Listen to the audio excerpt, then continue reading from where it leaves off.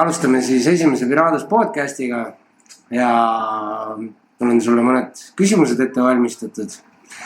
Nii et alustaks sinu karjääri algusest ja õigusmaailma valikust. Millal sa üldse aru said, et sinust saab advokaat? Kas juba lapsepõlves vaidlustasid kõik pereliikmete otsused või tuli see hiljem? See on nüüd väga suunav küsimus. Alustan sellest, aga ma ei oska täpselt öelda, et millal ma otsusin, et ma advokaadiks tahan saada. Ma arvan, et see oli kuskil gümnaasiumi klassides, kui mulle kujunes arusaam, et ma soovin minna õigusteadust õppima. Ja advokaadi töö valik muidugi käis nagu sellega, või see otsustus või soov advokaadina tegutseda oli nagu sellega koos. Ma arvan, et see oli kuskil gümnaasiumi klasside kandis. Seda, et kas ma kõiki endale öeldud asju kogu aeg valetama vaidlustada, pigem ei. Küll aga oli klassikaaslased, kelle arvates oli see mulle minu isikuomaduste poolest sobiv valik, sobiv karjääri valik enda jaoks. Et see on nagu ainult minu enda isiklik arvamus, et seda, et see nagu sobis, seda ütlesid ka teised ja selliselt ma selle valiku tegin. Kas kunagi on olnud hetki, kus sa oled mõelnud, kuradi pihta, oled pidanud hoopis ehitajaks õppima? Kui see küsimus on sellised sõnased, kas ma olen mõelnud, et ma oleks nüüd ehitajaks hakkama, siis vastus sellele küsimusele on ei. Küll aga ma arvan, et igaühel meist, kes me oleme mingisuguse karjäärivaliku enda jaoks teinud, on olnud neid hetki, kus on olnud mõttes, et võiks ju teha midagi muud ka. Ja ei ole mina selles osas ka mingisugune nähand, ka minul on need hetked olnud ja neid hetki kindlasti tuleb veel, kus mul on olnud mõte või kus mul on mõte, et võiks millegi muuga tegeleda. Ja ega siis selles mõttes, et ma kindlasti ei ole asunud advokaadina tööle selliselt, et ma olen võtnud vastu sellise otsuse, et ma teen seda kogu aeg elu lõpuni. Ma absoluutselt ei välista seda, et ma ühel hetkel teen midagi muud sellepärast, et mul on üks elu ja miks ma ei võiks proovida erinevaid asju. Selles mõttes kindlasti ei ole teinud sellist otsustust, et ma kindlasti mitte midagi muud ei tee. Kui sa saaksid minna ajas tagasi ja valida mingi täiesti teise ameti, sa oled mõelnud, mis see siis oleks? Ma ei ole otseselt mõelnud, et mis see võiks olla. Küll aga ma lihtsalt praegusel hetkel siin tooli veel istudes lihtsalt mõtlesin, et võib-olla mulle pakuks suvi võib-olla finantsmaailmas ringi vaatamine, võib-olla selline konsultanditöö, võib-olla ettevõtluse nõustamistöö, sellised tegevused. Et see on üks asi, mida ma olen mõelnud, et võib-olla mulle sobiks näiteks pakkuda ettevõtetele teenust, mis seisneb nende tegevuse efektiivsemaks muutmises, nende tegevuse klientidele sobivamaks muutmises, sisekommunikatsioonis, sellistel teemadel ma arvan, et ma võiksin neid enda jaoks õppida.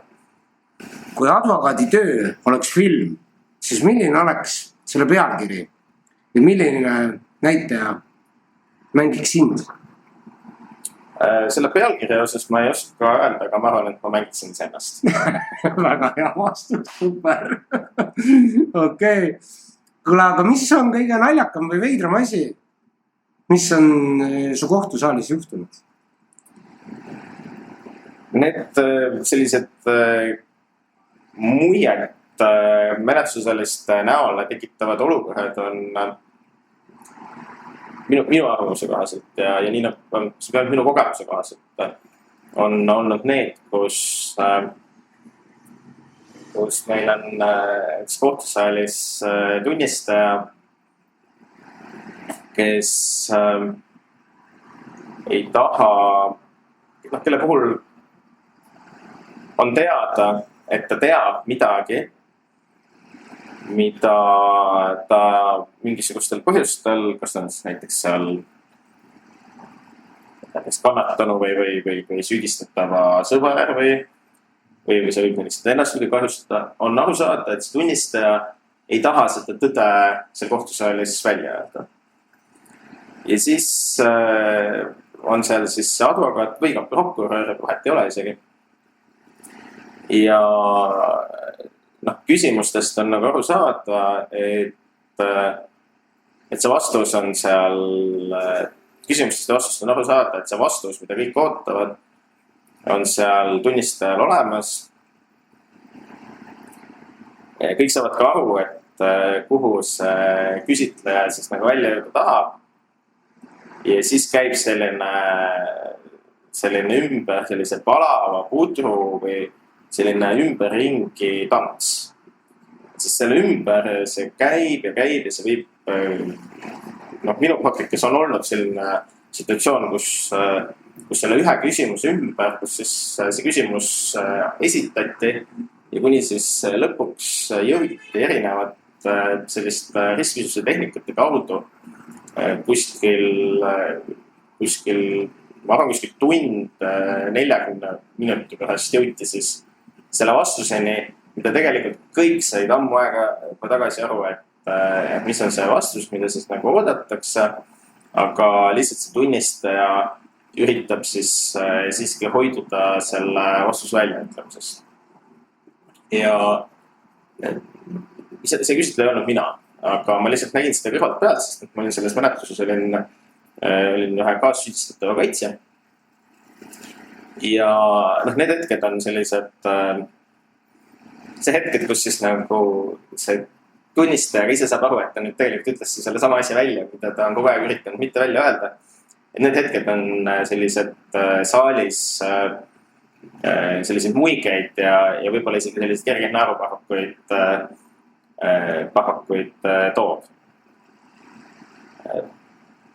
Ja muidugi suur austusavaldus sellele kaitsele, kes ei andnud alla ja kes jätkas enda kliendi huvide kaitsmist senikaua, kuni see vastus seal kõlas. Muidugi kogu sellest tund 40-st suur osa ajast ka kulus prokuröriga vaidluste pidamisele sellel teemal, et kas vastus on antud või ei ole. Tegelikult ei olnud, et lõpuks siis ta oli antud, aga eks oli ka prokuröril oma huvi, et seda vastust selle kohta saalis ei kõlaks. Ma küsin nüüd ühe küsimuse, mis tekkis spontaanselt praegu, mis ei ole ette valmistatud. Et milline, kuidas siis seda küsida?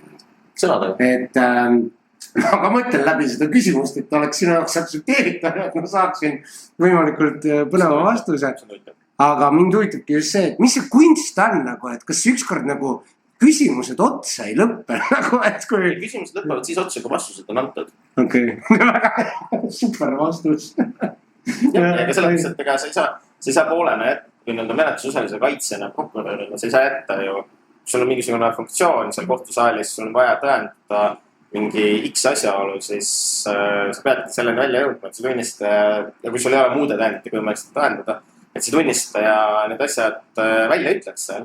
Sa pead vajadusel siis esitama küsimusi selliselt, et nii kaua, kuni sa jõuad selle tulemuseni või kui sa annad alla, siis sa annad lihtsalt alla. Jälgi. Et kui näiteks tunnistaja on siis või süüdistatav või kaitsta. Võime ka süüdistatav või teete prokurör küsimusi, jah? Just, et näiteks ongi, et küsitletav siis proovib vingerdada siis sellest, et näiteks värvid, et on must ja on valge. Ja siis räägitakse, et ta ei ole nõus nagu tunnistama, et must on musta värvi. Et ta vingerdab siis sellest, et kas see on siis mingi tumetoon või nagu... Sellega peame sikkune nagu hinnaku koht, et selles mõttes, et kui meil on mingisugune foto, mille peal on kleit, näiteks meil on vaidlus selle üle, et kas see kleit on kuldne või see kleit on sinine, oli mingi selline foto, liikluse ringi. Siis nendes olukordades, kus see foto on olemas, tegelikult ei ole poolel otsest vajadust sellelt küsitletavalt seda infot saada, sellepärast foto on olemas ja seda võib kohus ise hinnata, et kas see kleit on siis sinine või kuldne. Et pigem on need sellised asjad ja sündmused, kus muid selliseid otseseid tõendeid nagu ei ole. Näiteks eriti sellistes majandusalastes kriminaalasjades, kus mingi nüansi tõendamine taandub näiteks ainult ühe tunnistaja ütlustele, näiteks ma toon mingi näite, mingi ettevõtte raamatupidaja näiteks, aga samal ajal on näiteks olemas lepingud, pangakontode väljavõtted, mingisugused meilivahetused, võib-olla veel on äkki saadud kuskilt kätte näiteks seal selle tunnistaja ja süüdistatava või siis tunnistaja ja mõne kannatanu mingi töötaja vahelised mingid sõnumirakenduse vestlused, et tekib nagu selline suur hulk erinevaid nagu viiteid sellele, et mingisugune asjaolu X esines, aga see ja see on nii-öelda ka loogiliselt tuletatav selle pinnalt, mida me nende tõendite põhjal nagu näeme.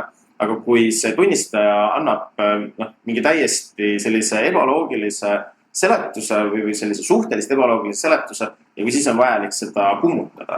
Et nendes olukordades see jääb nagu sellise küsitlemise piiridesse, kus siis tulebki näidata sellele tunnistajale tõendeid, et kuidas te seda selgitate, et siit tõendist, sellest dokumendist nähtub, näiteks siin on mingi arve, et siit nähtub, et on ostetud mingi pastapliiatseid, aga vot, et teil siin vestluses räägitakse hoopis kustutuskummid tehingust, eks ole. No, see on selline väga võib-olla mitte kõige õnnestum näide, aga selliselt on tegelikult võimalik jõuda nagu siis selleni, et tegelikult osteti kustutuskumme, mitte pastapliiatseid. Mis on kõige jaburam süüdistus, mida sa oled oma karjääri jooksul näinud? Ma ei saa öelda, et ma olen üldse näinud süüdistust, mis on nii-öelda iseenesest jabu. Et süüdistuse esitamisel võin eeldada, et vähemalt üldjuhul süüdistuse esitaja vähemalt ise arvab, et tema poolt esitatav süüdistus on võimalik. Nüüd lihtsalt pisut mõeldes, mul tuli tegelikult meelde küll vähemalt üks konkreetne juhtum. Aga ja põhimõtteliselt see on ka avalikkuses ka läbi käinud juhtum.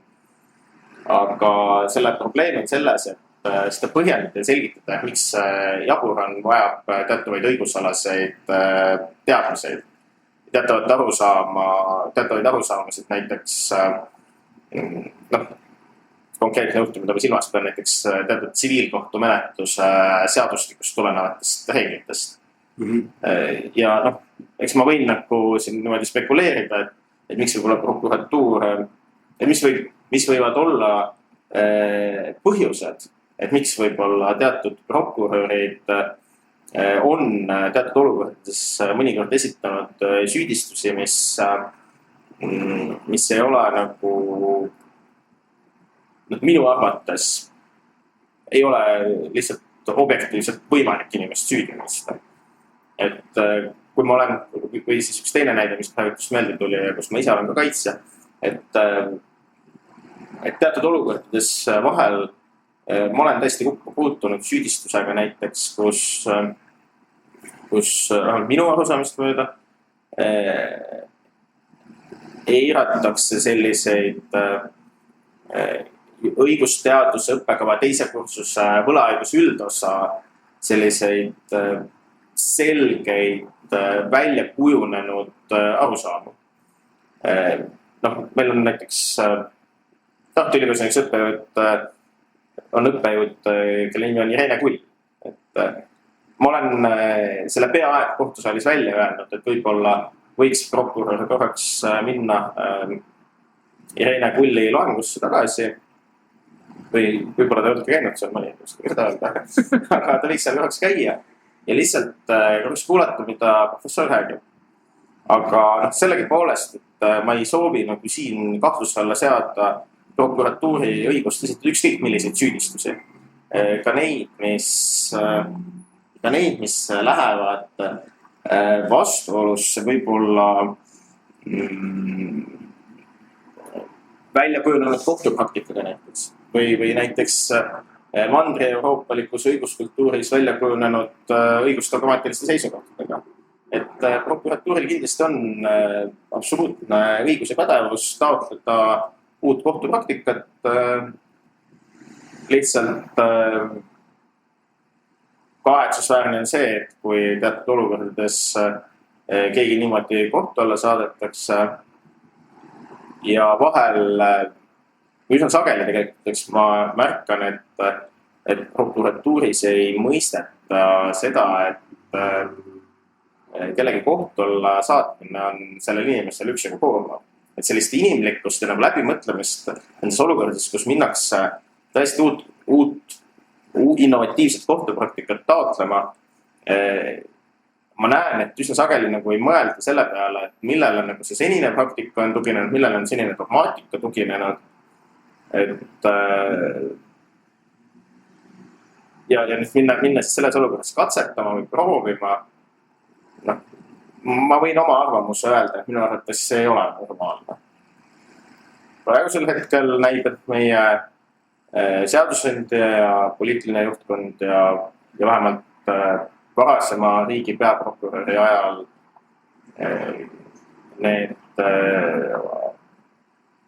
selles ei nähtud ülemäära suurt probleemi, et me võib-olla menetleme kedagi näiteks aastaid täiesti mingi jällegi minu arvamuse kohaselt võib-olla suhteliselt mõttetu süüdistuse kohast, et minu arvast näiteks Kristi Loigo näide on äärmiselt äärmiselt kurb.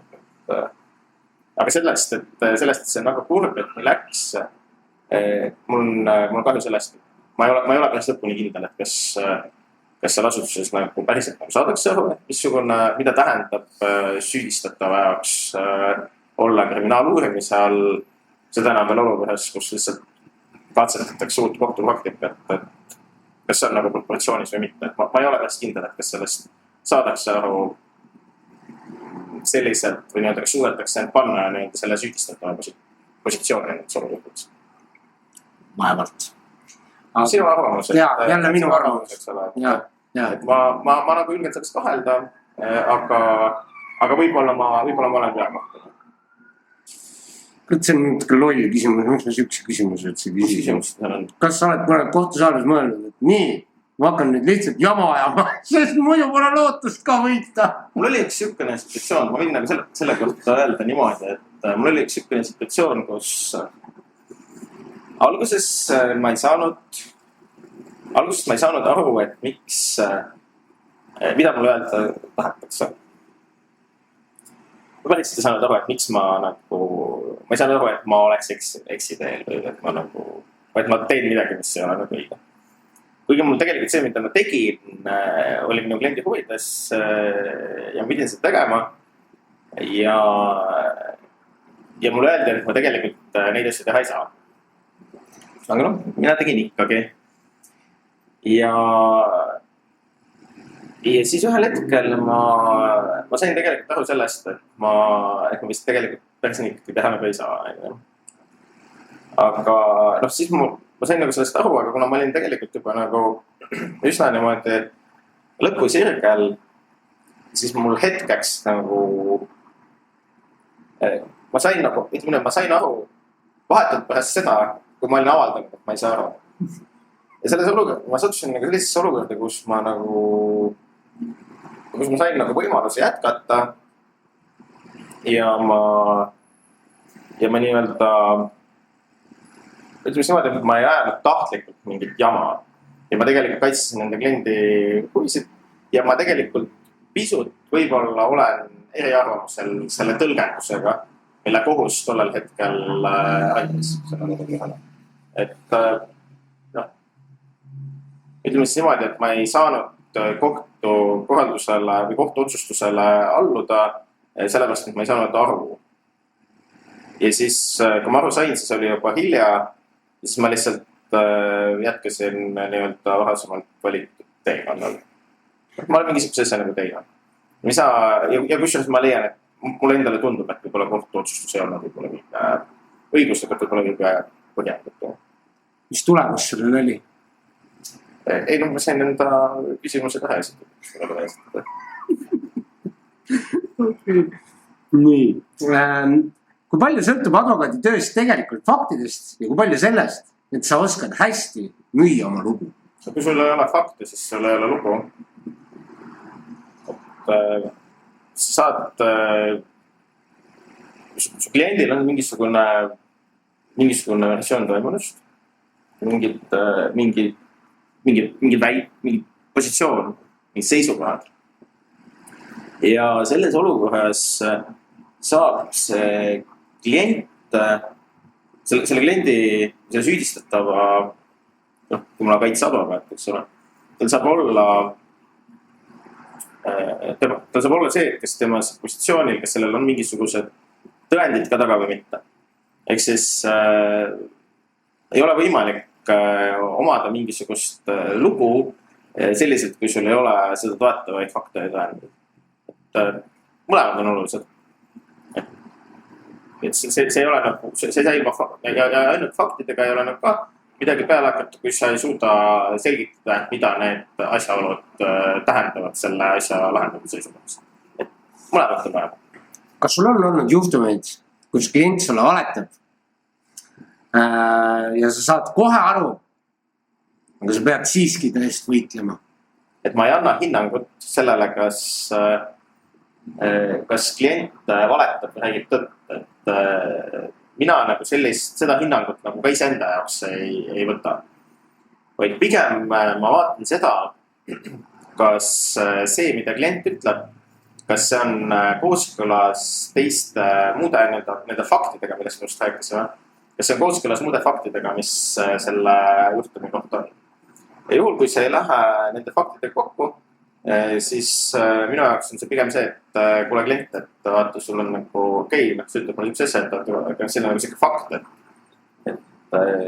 mida sa nagu, või kuidas sa seda nagu selgitad, et mulle jääb esmapilgul mulje, et see sinu väide ei lähe selle faktiga kokku, et niikuinii kohtunik seda märkab. Kuidas sa seda siis nagu selgitad? Ja siis klient võib-olla, tal on mingisugune selgitus, mille pinnalt selgub, et ta ei valetabi. Sellepärast, et ma kaitsen teda ja ma esindan tema huve, aga selle jaoks teha ma vajan eelnevalt infot, et mis siis nagu tegelikult toimub. Mis on sinu jaoks kas sa võid öelda, mis on sinu jaoks kõige jahmatavam süüdistus, kus sa oled pidanud inimest kaitsma? Jahmatavam, mis mõttes? Šokeerivam või nagu, kus on üldse mingit šokeerivat asja olnud, kus sa pead nagu, šokeeriv võib olla igas mõttes, eks, et kus sa tunned, et süüdistatavale tehakse liiga või sa tunned, et süüdistatav on, või sa näed, et süüdistatava vastu on mingisugused väga karmid asitõendid või on sul midagi esile tuua? Mis on siin natukene... Ma olen näinud üht päris koledast sellisest... Ma olen näinud ühes sellises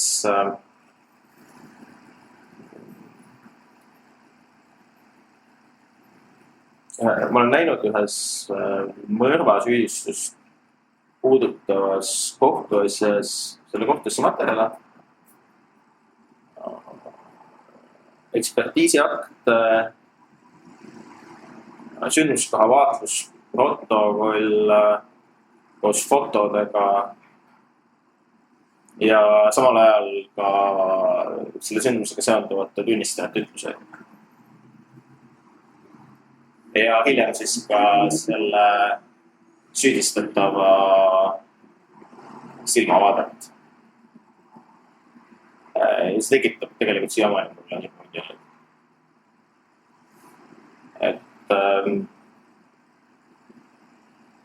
Ma olin selle hästi ammu, sellepärast ma olin üsna nende karjääri alguses ja kuni nende, vaatamata sellele, mida ma itiselt nägin, ma lihtsalt mõni aasta tagasi ma märkasin nende vanas arhiivis seda toimiku välja.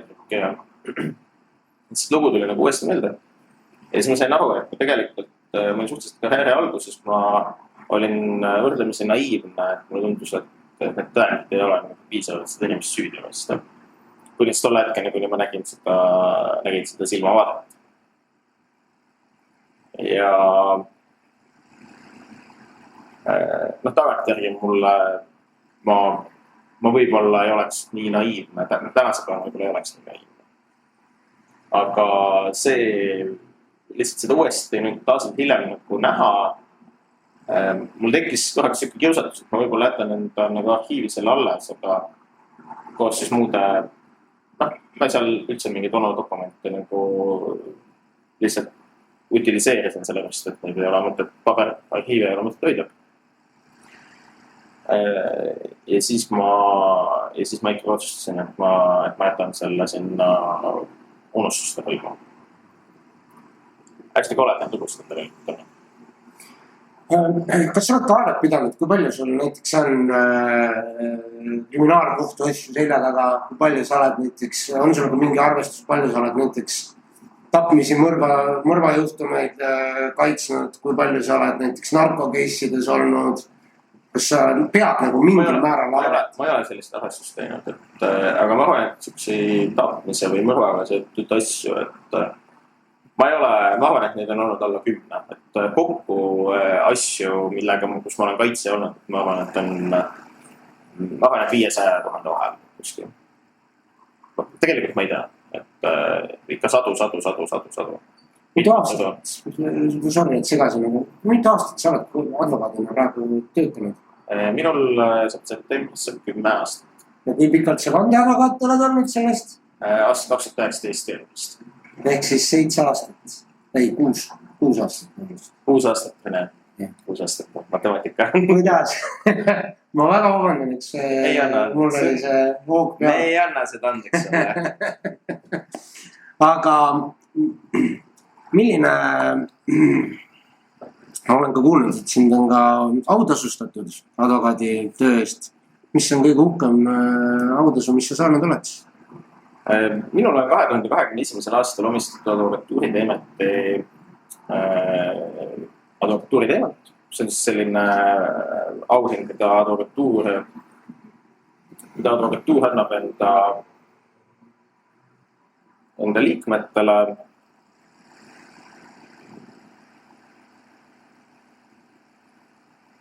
Ma ei oska midagi sulle rohkem öelda selle kohta. Sa oled uhke sellele? Eks ma ikka olen, et selles mõttes, et seisab mul kontoris kapi peal ja see on selline klaasist kuubikupööline selline trofee. Ja see on selline väikene A4 formaadis tänukiri või vist pigem ei ole tänukiri, vaid see on vist selline, ta lihtsalt on dokument, mis näitab seda, et mulle on see antud see tiitel. Kui palju neid jagatakse aastas? Neid vist jagatakse 2-3 tükki, kui ma ei eksi, ja ma ei tea, kas päris iga aasta. Vahel ma arvan, et mõni aasta on jagatud ka rohkem, et ma ei oska täpselt öelda, kui palju neid jagatakse. Neid on juba päris palju jagatud tänaseks. Selles mõttes ma leian, et ma ei ole nii eriline sellepärast, et ma kuidagi ei taha ennast nii kupitada, et seda autasu on antud paljudele väga säravatele, tohedatele inimestele eelkõige, advokaatidele. Ma väga mitmeid neist isiklikult ka tunnen ja paljudega neist me puutume kutsetöös kokku. Ma olen täiesti nõus, et need inimesed, kes on neid saanud, et seda väärivad. Ma ei ole kunagi täheldanud, et keegi selline oleks seda saanud, kes minu arvates seda ei peaks saama. Vähemalt mulle hetkel ei meena. Okay. Mul ei ole veel küsitud siukest küsimust, mul ka ei ole pandud siia valmis, aga kas sa tooksid esile mõne mentori, kes on olnud advokaaditöö juures? Mentoreid on mul olnud erinevaid, et selles mõttes ma olen pisut erinev võib-olla paljudest teistest advokaatidest, kes on alustanud ja alustanud ja lõpetanud ühes samas kohas et aastakümnete möödumisel. Et ma selles mõttes kindlasti erinen, et minul on erinevaid mentoreid olnud, et Küllike Namm, Dmitri Školjor, Andres Simson. Kindlasti on veel palju inimesi olnud, kes on mind õpetanud. Tänasel päeval on Erki Kergantberg inimene, kellega ma koos tegutsen ja varasemalt ja siis on selline inimene nagu Oliver Nääs, kellega ma olen lihtsalt eriti varasemalt hästi palju nagu selles mõttes kokku puutunud, et ma aeg-ajalt nagu olen tema käest mingisugust asju küsida. Aga ma arvan, et kuskil viimased, ma arvan, et suurusjärgus kuskil 5-7 aastat ei ole see üksnes nii pidine, et mina küsin nõu enda mentoritelt, või inimesed, keda ma siis pean enda.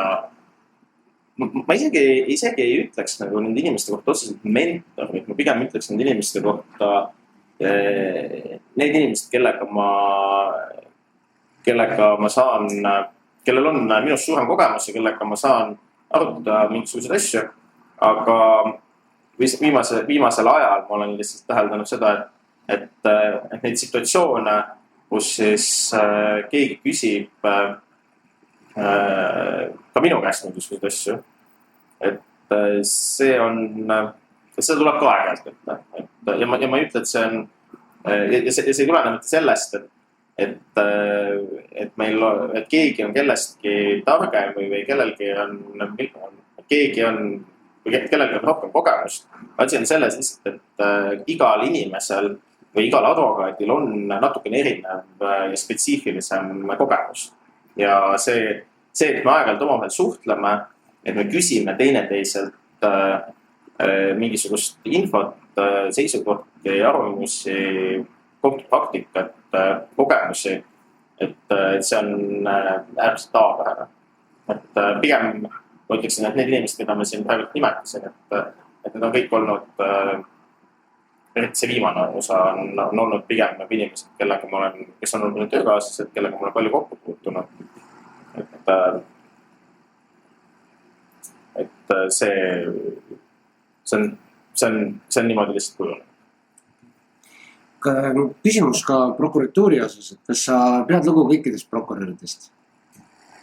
Ma pean kindlasti lugu kõikidest prokuröridest prokuröridena. Aitäh. Lähme siis järgmise teema juurde, milleks ma valisin siis Kelly Sildaru juhtum ja avaliku tähelepanu all olemine. Kas sa saad üldse selles osas mu küsimustele vastata või sa pigem väldiksid seda teemat? No, selles suhtes, et ma ei ole Kelly Sildaruga kokku leppinud selle intervjuu andes. Just, et siis jätame ära. Küll aga ma võin lihtsalt seda öelda, et kui on sellised üldised küsimused, mis ei puuduta nagu konkreetset asja, et siis ma saan võib-olla selle kohta lihtsalt öelda niimoodi, et see juhtum enda olemuselt on selles mõttes erinev, et kuna see on selline väga tuntud, kuna see on kriminaalasi, kus on sellist väga tuntud subjektid, siis sellest tulenevalt on see meedia tähelepanu olnud väga intensiivne, eriti selle menetluse sellises algfaasis, et täna on ta natukene edasi liikunud. Seda ma saan nagu. Kuidas muidu üldse meedia tähelepanu ja see surve nagu mõjub, et kas sa saad sellest jõudu juurde või pigem tunned, et see neelab energiat? See kindlasti mingil määral energiat neelab, kuid teistpidi tuleb arvestada sellega, et see meedia tähelepanu võib olla, enda olemuselt on meedia tähelepanu lihtsalt üks asjaoludest või faktoritest, mida asja lahendades tuleb arvesse võtta. Minu jaoks ei ole probleem anda meediale intervjuusid juhul, kui see on kliendi huvidest lähtuvalt vajalik. Küll aga advokaadina ei ole minu poolt mitte ühtegi konkreetset asja kommenteerides, ei ole mitte kunagi ei ole mingisugust muud eesmärki kui kliendi huvide kaitsmise ja tagamise eesmärk. Et sellest lähtudes need otsustused, kas anda mingi intervjuu, kui anda intervjuu, siis mis ulatuses, mida kommenteerida, mida mitte kommenteerida. Et need kõik lähtuvad siis sellest eesmärgist, et kuidas klienti võib mõjuda, klienti ja kliendi huvisid, kas ja kui palju see võib mõjuda. Millest sõltub nagu meedia huvi üldse nagu mingit kohtuasja kajastada, millelegi tähelepanu pöörata ja millele nagu mitte? Kas meedia reageerib prokuröri, siit ka järgmine küsimus otsa, siis ma pannan väga, et see küsimus liiga pikaks ei läheks. Kas oled tähelepanu, kas meedia reageerib prokuröri kutsetele teatud kohtuasjadesse intensiivsemalt kui advokaadi kutset saades siis mingile kohtuistungile? Ma ei oska sellele küsimusele selliselt vastata, sellepärast, et mina ei tea, kui palju prokurörid ajakirjandust kuskile kutsuvad. Ma tegelikult ei tea seda. Et ma võin lihtsalt seda öelda, et ma ei ole nagu kunagi tundnud nagu seda, et kui mu kliendi huvides on tema kohtuasja avalik kajastamine ja kui sellel juhtumil on uudisväärtus, et siis ma põrkuksin olukorraga, kus ajakirjandus see kajastab. Ajakirjandus on suhteliselt sõltumatu, minu arvates, et nad ise ikkagi suhteliselt valivad seda, et mida nad kajastavad, valivad seda vabatahtlikult. Võib-olla on teatud olukordades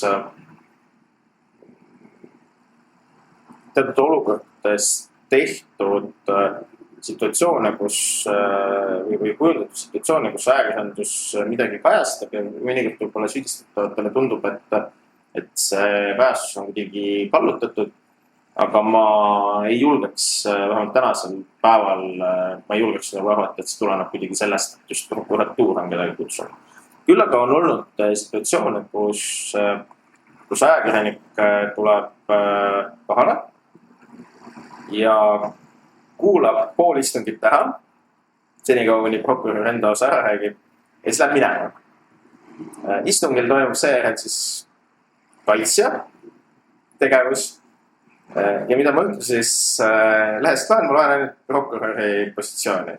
See on küll kummaline. Jaa. Aga need on nüüd sellised olukorrad, kus ma olen tegelikult ka pöördunud ja avaldanud, et see ei tundu minule nagu päris okei. Ja siis, see oli üks väga konkreetne juhtum oli selline ja pärast mõni hiljem selgus sükene asi, et konkreetne ajakirjanik tegelikult oli kohe päris, kui see enda isikliku lähedase sõber. Ta oli suhteliselt algaja ajakirjanik ja ta käis esimest korda kohtus ja ta ei teadnud, et see, mida kaitse räägib, võib ka oluline olla. Et ma ei näe nagu selliseid pahatahtlikke situatsioone tegelikult. Et pigem seal võibki olla pisut sellist professionaalsusest, selles mõttes puudujääki, et me kõik oleme kuskilt alustanud, ükskõik mida me teame. Ja mul on olnud ka selliseid juhtumeid või selline situatsioon, kus üks väga konkreetne ajakirjanik, kes avaldas uudiseid erinevatest kohtuasjadest, sealhulgas ka minu enda, kes nendes kohtuasjadest, kus ma ise menetlusosaline olin. Ja ma märkasin nagu seda, et kuidagi nagu väga nagu kallutatud tonaalsusega räägitud. Aga kuna konkreetne ajakirjanik juhtus olema jälle mu isiklik tuttav, ma nagu teadsin teda sellest ajast, kui tükk aega enne seda aega, kui mina sain advokaadiks ja tema sai ajakirjanikuks. Ma tegelikult teadsin seda. Ja siis ma kutsusingi ta lõunale, ja siis ma rääkisin talle, et tegelikult need asjad nagu ei käi. Või ma ei öelnud niimoodi, et need asjad ei käi. Ma kirjutasin, vaid ma ütlesin seda, et kuna sa soovid ju ka objektiivselt kajastada, sa soovid olla kvaliteetne ajakirjandus, et siis ole allikakriitiline. Ja mitte ainult selle allikakriitiline, kes on seal süüdistatav mingis või tema kaitse suhtes allikakriitiline, vaid ole ka täitsa poole suhtes allikakriitiline. Ole ka kohtu suhtes allikakriitiline. Ja minu arvates selle konkreetse ajakirjaniku kirjutatud artiklite ajakirjanduslik tase on nagu väga palju arenenud tänaseks. Ma arvan, et see sinu vestlus temaga ka andis talle selleks tõuke. Mul on absoluutselt tema täiesti nõus, et ma selles mõttes võtan kogu au selles osas enda peale, et ma arvan, et see oli selline stardipunkt tema jaoks ka. Väga hea. Ja ma tean, et kunagi hästi ammu oli selline lugu, et kui kirjutas ajakirjanik Martin Laine, kirjutas artikli, kui ma ei eksi, kas see oli vist sellest kuritegeliku ühenduse kriminaalasjast, kus oli selleks juhiks, oli selline härra nagu Vjatšeslav Pilevitš. Ma loodan, et ma ei eksi praegult juhtumiga, et me võime selle Rene Kotsist üle üks kontrollida. Aga ta kirjutas sellise tonaalsusega artikli, et nüüd olid, prokurör tõi kohtu ette süüdistused, sellised koledad kuritööd on aset leidnud. Ja nüüd advokaadid tulid raske raha eest selliseid pätte puhtaks pesama. Ja see artikkel avaldati, kui ma eksi, ma võin eksida, kas oli Postimehes või oli see Õhtulehes või Delfi. Ma isegi ei tea, mis väljaandes Martin Laine tänapäeval tegutseb. Ma tõesti, ma ei tunne ajakirjandusmaailma nii tõesti. Aga ja sellele järgnevalt ma tean, et härra Laine ka sellest räägiti, mis on üldse advokaadi roll vabas ühiskonnas. Miks meil on üldse advokaadid olemas? Advokaadid on olemas selle jaoks, et iga inimene, kes on tänaval, saaks tunda, et selles mõttes turvaliselt, et teab, et juhul, kui teda milleski süüdistatakse, et siis tõenäosus, et teda mõistetakse süüdi tegudest, mida ta toime pannud ei ole. Et see tõenäosus on pigem väike. Ja see on see, mida me näeme siis, kui advokaadid lähevad ja kaitsevad ka nende klientide õigused, kes võib-olla tegelikult ongi süüdi. Just. Sa mõida. Ei, ma niisama mõtlen kaasa ja mul on väga hea meel, et sa aega leidsid selle esimese Piraaduse podcasti jaoks, et suur au. Kas advokaadi ülesanne on pätti puhtaks pesemine?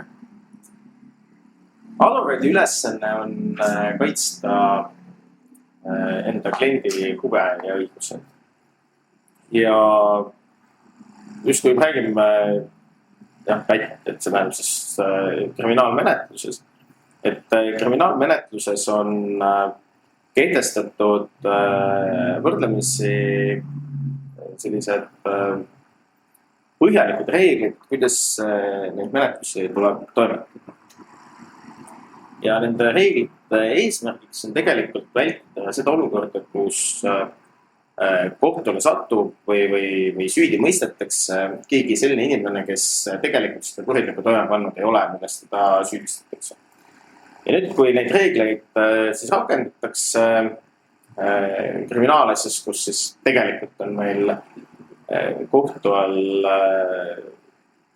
päris kurjategija, kes on selle toime pannud, siis sellises olukorras on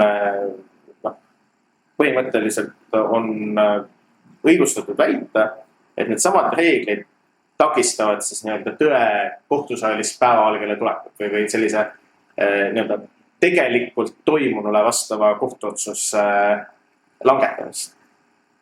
Ja sellest tulenevalt sageli nähakse ka seda ohtu või seda probleemi, et menetlusreeglid takistavad tõele vastava kohtuotsuse langetamist. Küll aga sageli unustatakse ära selline olulisem osa sellest, et miks nad üldse on kehtestatud. Et nende reeglite selline süstemaatiline ja pidev rakendamine tegelikult tagab seda, et see inimene, kes tegelikult ei ole süüdi, et tema süüdimõistmine oleks võimalikult raske, võimalikult keeruline. Sellepärast, et ühiskondlikult me peame vältima seda olukorda, kus süütu inimene mõistetakse süüdi. Sellepärast, et ilmselt ei ole palju inimesi, kes väidaksid vastu, kui ma väidan, et me pigem peame tegutsema selle nimel, et meil oleks ühiskonnas võimalik vähe neid süütuid, kes on vangis. Me pigem aktsepteerime seda, et meil on mõned inimesed, kes on tegelikult süüdi, aga nad jalutavad vabadusest tänaval. Sellepärast, et ühiskondlikus plaanis on see oluliselt suurem probleem, kui meil on suurem kahju, kui mõistetakse süüdi inimene, kes tegelikult ei ole süüdi. Ja need inimesed, kes tegelikult on õiguskuulekad, kes ei pane toime kuritegusid, iseenda vabaduse eest, selle eest, et neid alusetult ei süüdistata ja alusetult ei panda vangi. Nad maksavadki tegelikult selle enda vabaduse eest sellega, et meil tänavatel jalutavad mõned inimesed, kes tegelikult on toimunud kuritegusid ja kes võisid olla vangis, aga kelle tegude tõendamiseks ei ole piisavalt tõendanud. See on see inimene praegu maksama. Okei, lõpetame selle ajakirjanduse ja meedia poole. Lähme Eesti õigussüsteemi võrdluste ja muudatuste juurde. See on väga muigava näoga hetkel, mis siit nüüd tulemas on. Ei, ma selles mõttes, ma arvan, et sul on elu ja töökogemust piisavalt, et ma sind vaevalt millegagi nagu tummaks löön. No ma ei tea. Ja eks ole näha. Aga kui sa peaksid Eesti kohtusüsteemi hindama 10 palli süsteemis, siis mis hinde annaksid? Miks? Ma ütleks pigem 5 palli süsteemis, kes hindaks 4-2+. Aga ma ei tea isegi, kas see osa nagu sisse jätta sellesse teksti, sellepärast, et ma arvan, et see on väga-väga varieerav. Et ma arvan, et kõik inimesed ka kohtusüsteemis või ka ma arvan, et kõik inimesed kohtusüsteemis teevad enda tööd südamega ja vähemalt tahavad teha enda tööd hästi. Et mul ei ole, ma ei näe, ma ütlen, et mina ja ma tean, et ma kindlasti ei ole ka paljude enda kolleegidega selles küsimuses ühel meelel. Et mina isiklikult ei näe, et midagi väga nagu problemaatilist oleks hetkel toimumas. Küll aga ma olen mõnikord paljud inimesed arvavad, et meil on nagu probleeme, et meil on ma ei tea, politseiühiskond, et meil on, et kõik on nagu pahasti ja halvasti. Minu arvates see nii ei ole. Mina arvan, et mida aeg edasi, seda ausamaks ja õiglasemaks, põhjalikumaks meie menetlused muutuvad. Ja üha rohkem ma näen ka seda, et selliseid tõsiselt problemaatilist käitumist on ikkagi vähem. Mina näen seda. Mulle see nii tundub. Võib-olla ma olen lihtsalt naiivne, ma ei oska. Minule tundub, et kõik on. Ja aina paremuse poole suundub, aga ma tean, et on kolleegid, kes arvavad, et kogu elu ja kogu see süsteem läheb meil ainult halvemuse poole. Okay. Kas sa usud, et õiglus ja seadus on alati sama asi? Või on vahel tunne, et mõni asi on lihtsalt idiootne?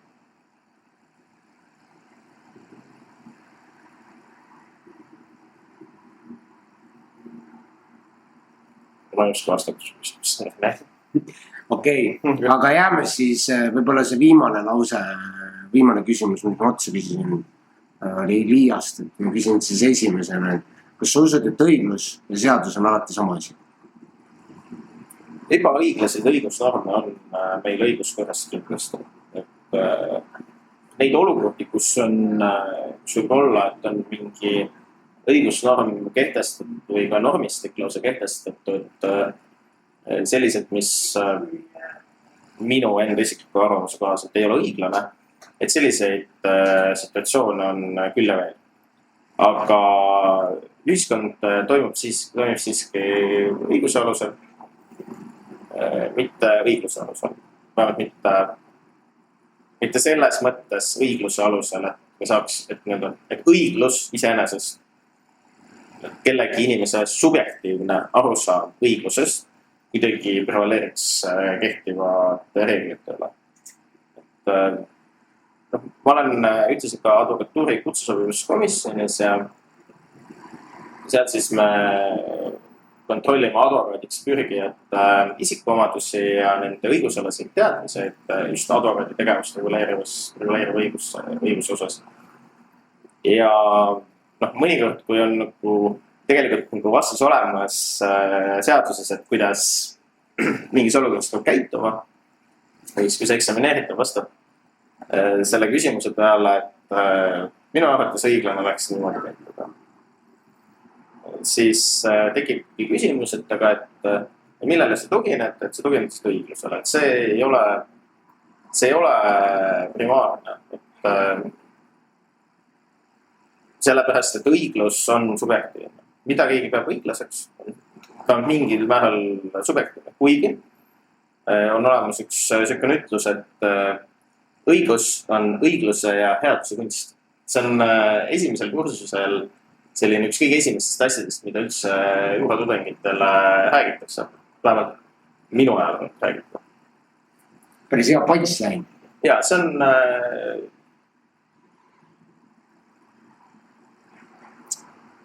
nüüd see koht, et ma pean tunnistama enda rumalust, see on nagu mingi tähtsa venna tsitaat tegelikult. Aga ma ei mäleta kelle. Ja sa tahad äkki guugeldada Ranno abiline või? Kas sa saad meile vekk panna, palun, et me peame jahutama. Oota, meil on siin topsid näha olemas. Meil on siin taaskasutusühiskond. Celsus oli üks antiika filosoof. Ja tema kasutas sellist väljendit, mille poolest on ta ka tuntud, et õigus on õigluse ja headuse kunst. Ja tegelikult on selline seisukoht minu arvates oluline ja seda võiks ja peaksid juristid enda töös, igases töös rohkem silmas pidama, sealhulgas ka mina isiklikult. Ma arvan, et see on selline oluline arusaam, mis üldse õigus on. Õigus on ka õiglusega seal. Õiglus on subjektiivne. Kui saaksid ühe asja Eesti kohtusüsteemis kohe ära muuta, mis oleks? Kohtunik, kui ma saaksin muuta ära selle, kohtunikke kiirustatakse enda otsuste tegemisel takka. Et kohtunikel on tunne, et peavad väga kiiresti asju menetlema. See on halb. Eestis on ühed kõige kiiremad kohtumenetluse ajad. Ja olukorras, kus toimub tegelikult minu arvates kvaliteedi pidev kasv, siis ei ole tegelikult üldjuhul kuskile nende asjadega kiire. Inimesed ei pea olema nii palju menetluse ajal tegelikult vahi all, kui nad on. Ka tänasel päeval. Ei pea võtma inimesi vahi alla selle jaoks, et tegeliku või sellise vahetud eesmärgiga, et sundida teda mingisugust teid. Võib-olla sundida ei ole õige sõna. Et mõjutada teda mingisuguste kokkulepete selgudesele. et tegelikult see, et mõnikord menetlused võtavad aega, on täiesti okei. Ja minul sellistest eraviisilistest vestlustest, aga ka näiteks ka istungaegade planeerimiseks peetavatelt kohtuistungitelt on minul süsteemiga seontud inimesena on jäänud selline mulje, et kohtuid ja kohtunikke kiirustatakse väga jõuliselt takka, kiiresti otsustama. Ja minu arvates on see täiesti vale. Nii ei tohi olla. Mis sa sellest arvad, kui ühel päeval otsustatakse, et Eesti kohtutes on ka kaasatud vandekohtunikud? Mina arvan, et meil on liialt väike ühiskond selle jaoks. Meil on liiga vähe inimesi siin selle jaoks. Meil on liiga... Meil lihtsalt kõik teavad kõiki. Ja ma arvan, et see tava inimene seal õiguse mõistmise funktsiooni juures ei ole ülemäära vajalik või ülemäära hea. Mina ei poolda näiteks rahvakohtunike instituuti, sellepärast, et ma näen seda, et nende olemasolu sageli takistab efektiivset menetlust.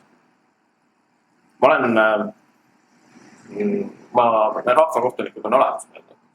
Et võib-olla sellistes keerulistes mingid majandusasjades või näiteks rahapesu juhtumites, et see rahvakohtuniku,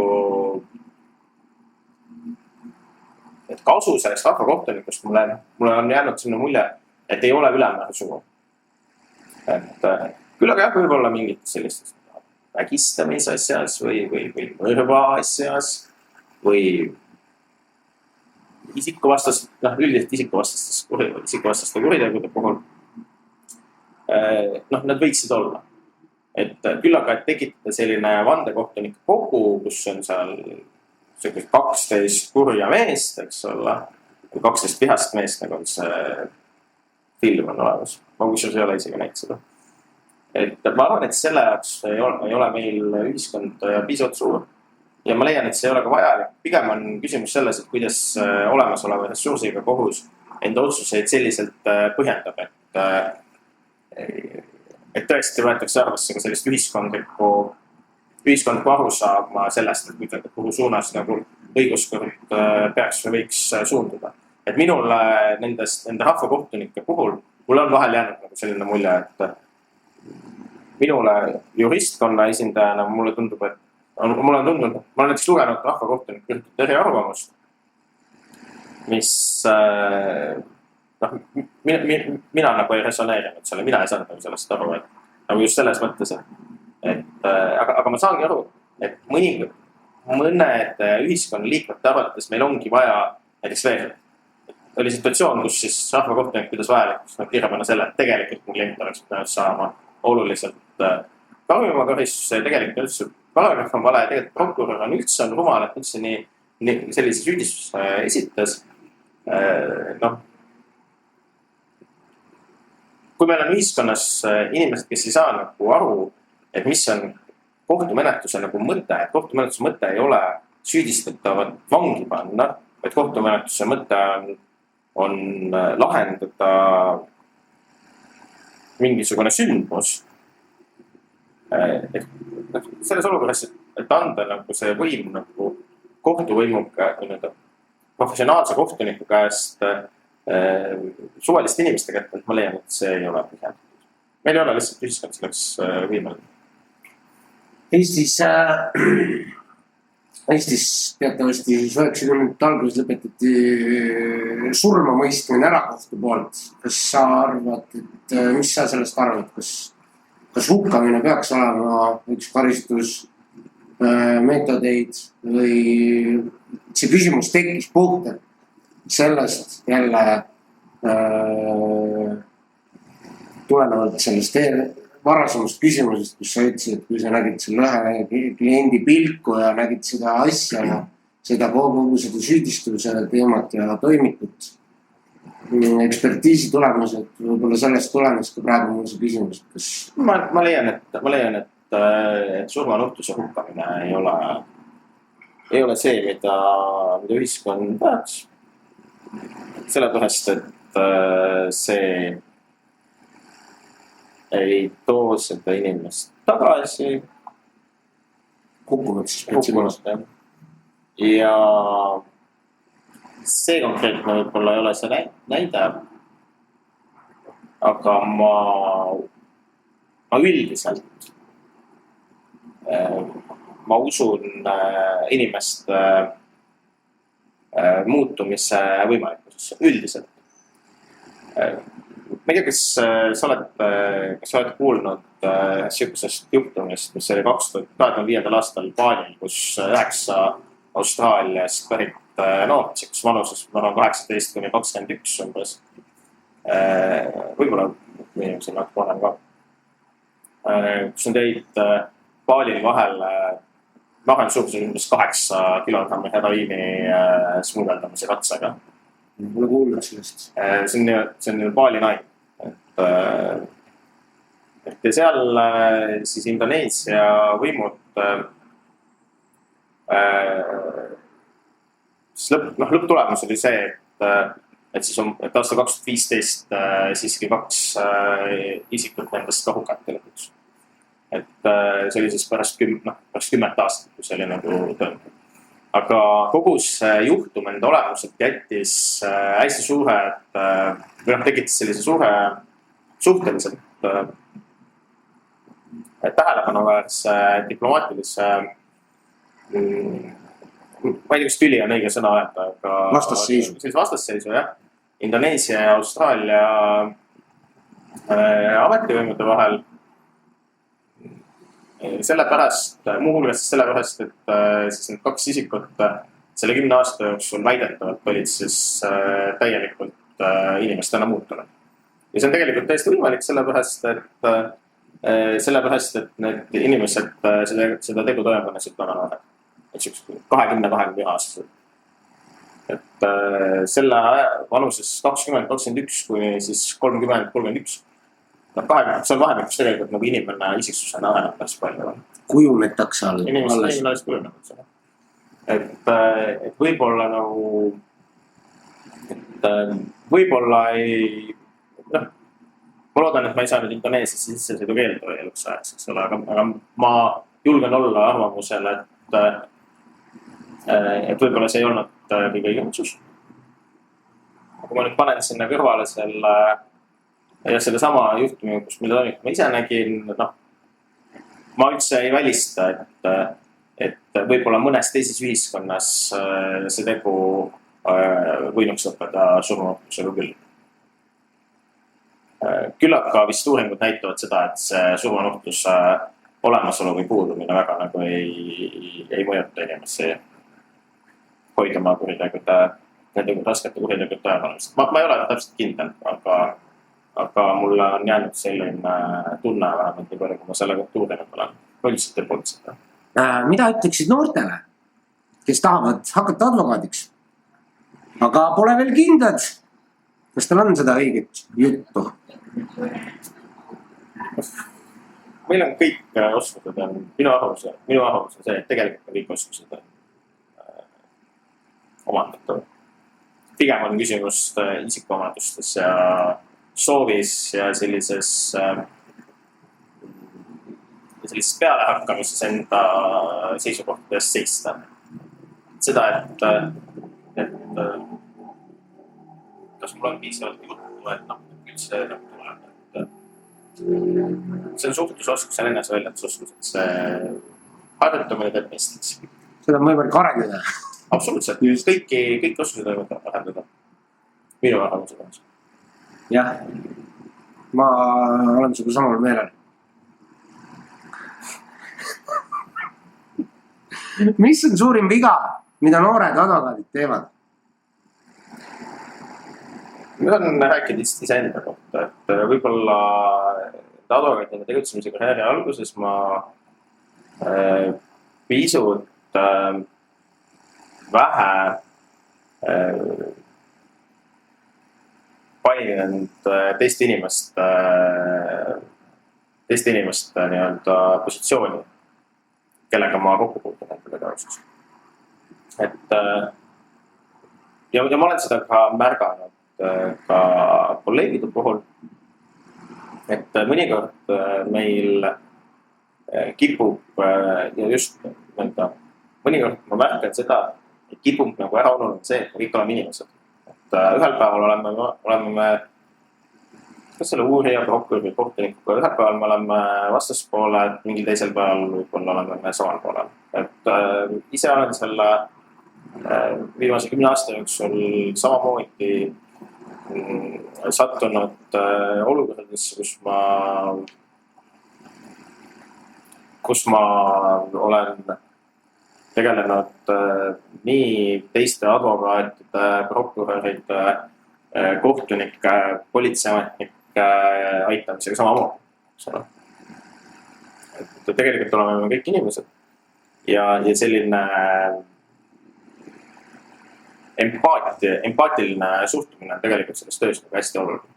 Sa pead nagu sellest aru saama, et teised on ka inimesed, me kõik teeme vigu ja enda kliendi eesmärkide saavutamiseks ei ole tarvis kedagi mutta tampida, ei ole vaja kellelegi halvasti öelda, ei ole vaja kedagi alavääristada, inimesele on alati vajadus jätta allaste nägu. Ja selle mõte ei ole isegi mitte võib-olla nii väga selle kliendi huvidest lähtub, vaid just sellepärast, et me kõik soovime olla tegelikult normaalsed inimesed.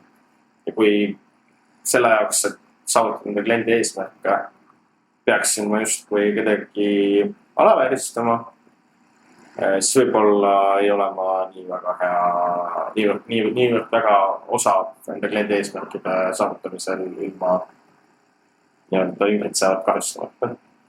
Milleks see vajalik? Hea nõuanne noorele, ambitsioonikale advokaadina. Kas õigust õppides on vaja hullult tuupida või on osav jutt vähemalt sama tähtis? Aru on vaja saada. Ja aru on vaja saada mitte sellepärast, et saada aru, mis on õige, vaid aru on vaja saada selle jaoks, et olla võimeline argumenteerima, arutlema ja otsima sellist lahendust, mis on õiglane ja hea. Et selline, mida ma ka olen öelnud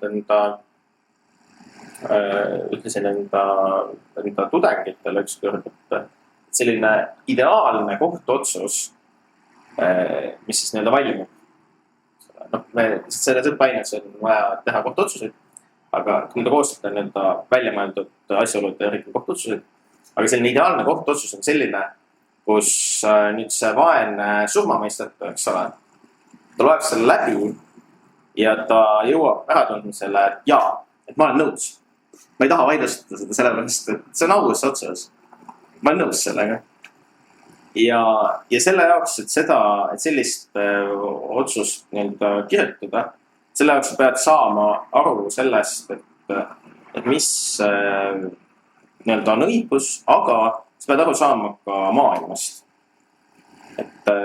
Ja selle jaoks on ikkagi vaja saada aru elulistest asjaoludest ja mõista seda, mis on siin maailmas normaalne. Ei, tuupida ei ole vaja.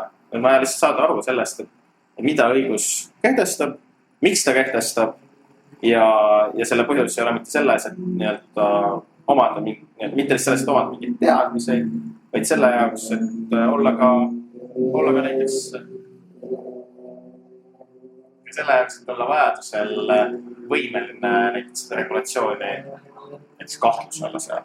Sellepärast, et see, et kui meil on mingid õigusnormid kehtestatud, ei tähenda seda, et või ka mingi kohtupraktika olemas, ei tähenda seda, et see on igavene.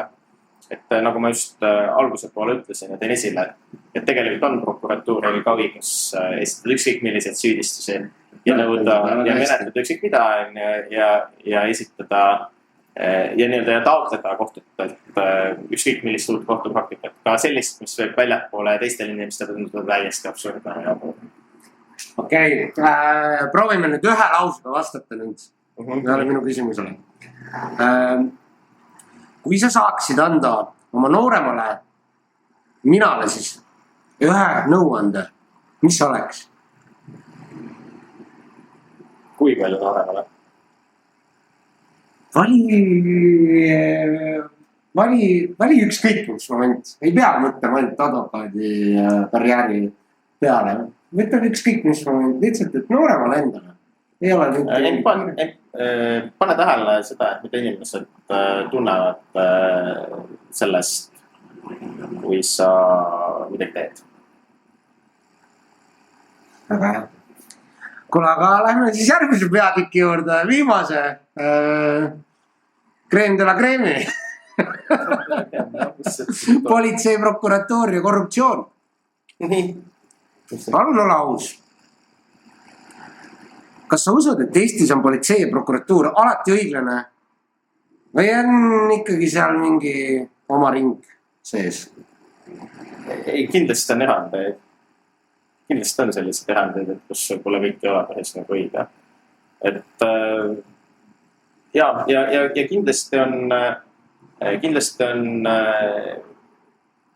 mu arvamus sellele või mu vastus selle küsimusele on see, et üldjoontes, üldpildis tegelikult mingid suuri probleemid tegelikult ei ole. Aga teatud olukordades esiteks ma näen sellist rumalusest tingitud selliseid nii-öelda eksimusi, viisakalt, eks ole. Ja vahel ma näen ka sellist pahapahtlust, aga see pigem ei ole selline valdav, et see on, neid olukordi on. Ja eks siis on selle toheda advokaati roll siis rääkida nende inimestega ja et vaadake, et kui te niimoodi teete, siis sellele inimesele jääb selline mulje, siis tegelikult te olete ise kiusajad näiteks, eks ole.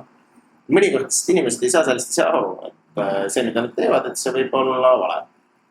Ja mõnikord, see alati on olnud need juhtumid ka, kus on ikka väga kummalisi asju nagu tehtud. Kas see oli mingisuguse hea eesmärgi või parema või hea eesmärgi või kaugema eesmärgi nimel kindlasti. Või ühise eesmärgi nimel. Või siis ühise eesmärgi nimel. Kui tihti painutatakse reeglid prokuratuuri ja õiguskaitseorganite poolt? Ma ei oska nagu niimoodi prokuratuuri osas, ma võib-olla üksegi nii-öelda nii aktuaalselt nagu näidet ei tooks, aga minu arvates on selline päris huvitav juhtum, mis siin meedist ka on viimasel ajal läbi käinud, et mis puudutas siis õiguskantsleri kontrolli rahapesu andmebüroos, mille tulemusena siis selgus, et rahapesu andmebüroo ja nagu selle juhtus iseenda jaoks nagu täiesti õiguspäraselt on siis ilmaõiguslik aluseta vaadanud tuhandete isikute pangakontode väljavõtteid.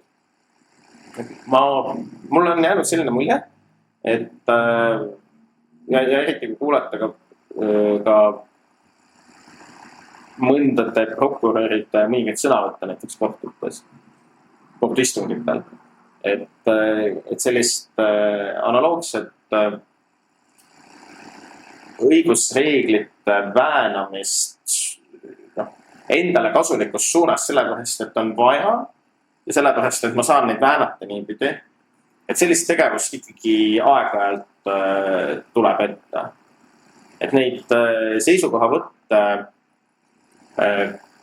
just kohtumenetlustes eriti selliste protseduuriliste küsimuste lahendamisel selliseid seisukohavõtte, mis justkui nagu ignoreerivad selliseid õigusteaduse aluspõhimõtteid ja juriidika aluspõhimõtteid, et selliseid seisukohavõtte ikkagi aeg-ajalt kohta.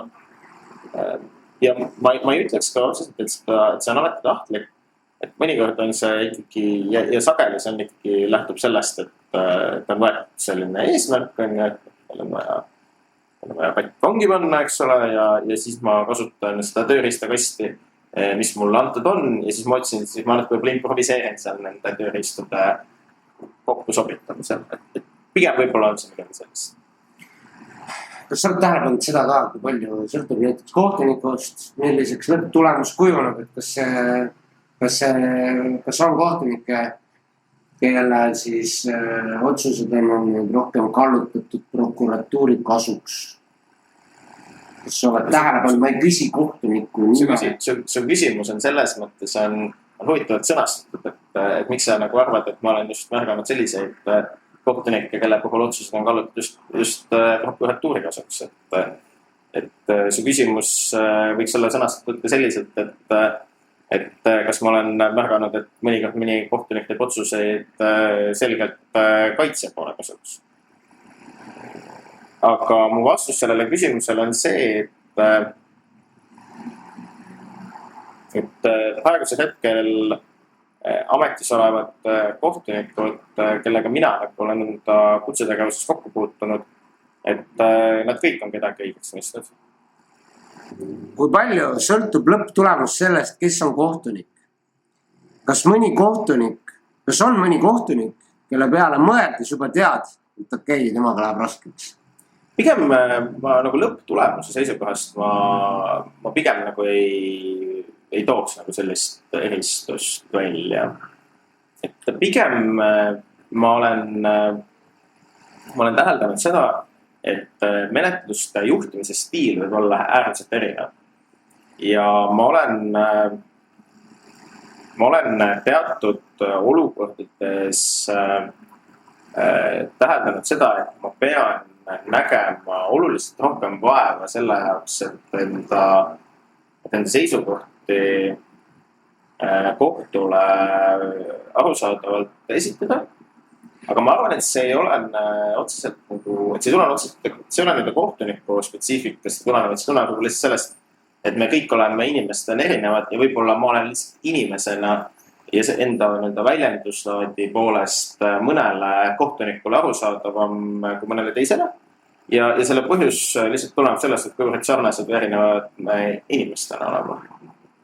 Et võib-olla lihtsalt mina noore suhteliselt liberaalsete arusaamadega inimesena võib-olla ma lihtsalt ei resoneeru võib-olla samavõrd hästi mõne hästi teistsuguse inimese tüübiga kohtunikuga. Et võib-olla mõne teisega ma suhestun oluliselt paremini, et seda kindlasti on. Et see võib olla erinev.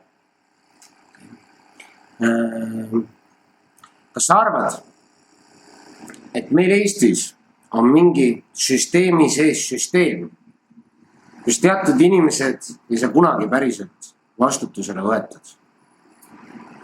Mõned inimesed üleüldiselt, ma saan aru, et su küsimus on midagi sellist, et kas meie ametnikkonnas on kurjategijaid, on tegelikult kurjategijaid, kes on puutumatud. Siis võib niimoodi ka tõlgendada. Võtame nüüd õiguskaitsesüsteemi. Jah, õigus. Kuna meil see on ala peal. Ma arvan, et õiguskaitsesüsteemis on kindlasti vähemalt üks inimene, kes tegelikult on läbi sügavuti imbunud kurjategija tegelikult. Kas ta on puutumatu? Ei, ta ei ole puutumatu. Et tegelikult ei ole mitte keegi ei ole puutumatu. Kas seda nime ka avalikustaks? Ei, ma lihtsalt räägin üldiselt. Ma ei tea kedagi. Ma ei pea silmas praegusel hetkel mitte kedagi konkreetselt. Sellest mõtlengi vähemalt üks inimene. Et sellepärast mu mõte on selles, et kindlasti on neid inimesi rohkem kui need, keda me avalikult teame ja kindlasti mõned neist surevad ära enne seda, kui nad vastutusele saavad võetud. Loomulikku surevad. Ja neid on vähemalt üks. No ma arvan, et neid on vähemalt üks. Tõenäoliselt on vähemalt üks. Tõenäoliselt on vähemalt üks. Sellepärast, et väita või arvata, et välistatud on meie õiguskaitsesüsteemis korrumpeerunud ametnike olemasolu, et selle jaoks väga tahaks loota, et see on nii, aga paraku paraku ei võimalda mu uskumused sellest maailmast olla niivõrd naiivsed. Väga hea vastus. Aitäh, Silver. Kui palju on politseis sellist suhtumist, et paneme talle kahtlustuse ära. Las ta ise hiljem tõestab, et ta pole süüdi.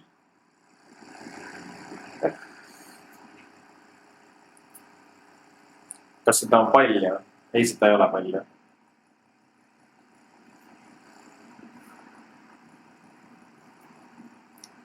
Minu arvates. Kui sul oleks võimalus ühe korruptiivse skeemi päevavalgele toomine ja sellega Eesti puhtamaks teha, siis mis oleks? No selle jaoks ma peaksin teadma esiteks, mis see skeem see on, selle jaoks saaksin seda öelda praegusel hetkel, eks ole. Et ma arvan, et korruptiivsed skeemid on selline valdkond või selline temaatika, millest avalikult mina ja sina kuuleme esimest korda avalikust meediast. Kui sa saaksid teada ükskõik siis, kas meedia vahendusel või siis sulle tekiks klient, kes mängiks sulle, nimetame neid siis kuumadeks lintideks, salvestisi, kuidas näiteks üks teada-tuntud karjääri politseiametnik on ise endale töövõite tekitanud samadest kuritegudest, millele ta on ise siis inimesi tõuganud. Nii. Mis küsimus on? Ma saan teada sellest asjast. Kuidas sa reageeriksid sellele või kas see oleks sinu arvates õiguskaitseorganitele suurlööt?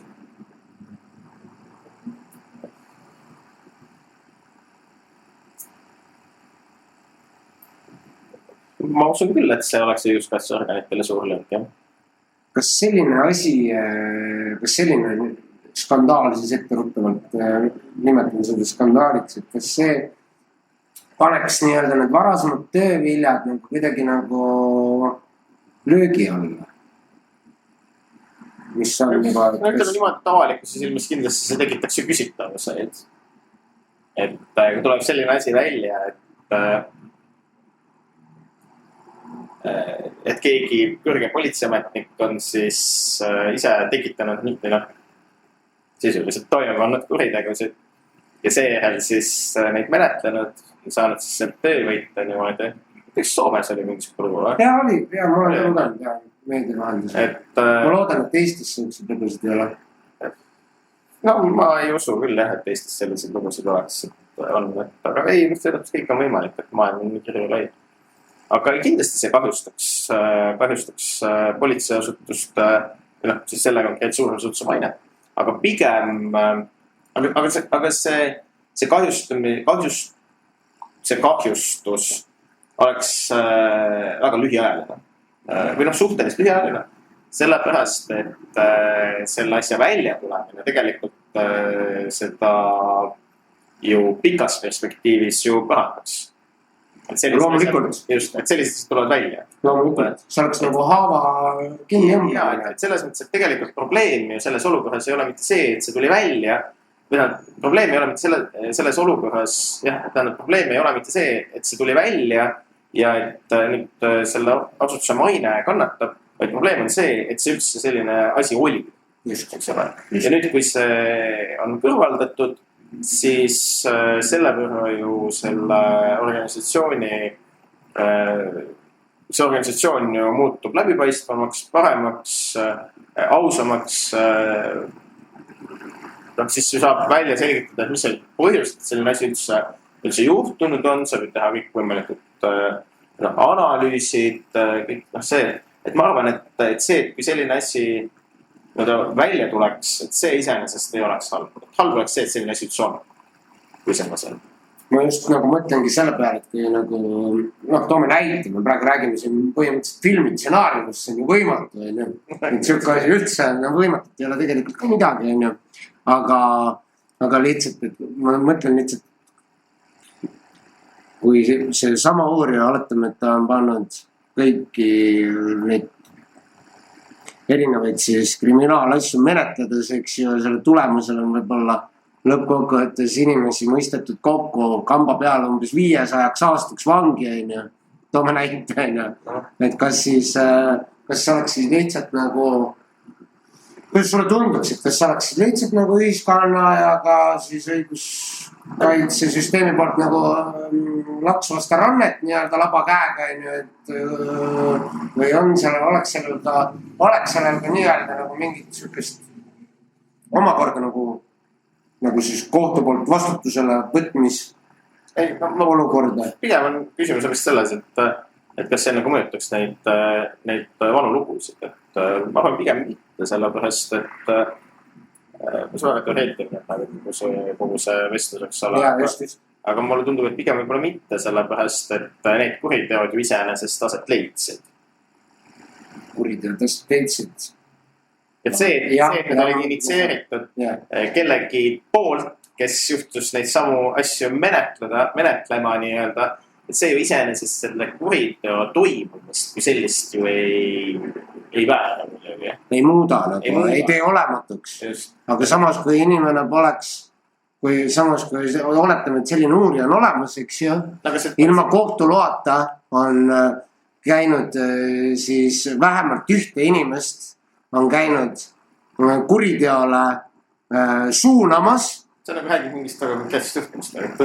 No, selles mõttes, et olen ka kuulnud ja näinud elus. Jah, et olen jutte kuulnud, et kuskil sellised kuumad lindid pidid olemas olema. Kuumad lindid kohe. Nagu võib-olla siis sa peaksid need kuumad lindid välja hankima, et võib-olla siis saame su järgmises podcastis neist koos kuulata. Hea meelega võiks neid kommenteerida. Jah, pole paha pakkumine, pole selle peale tulnudki. Aga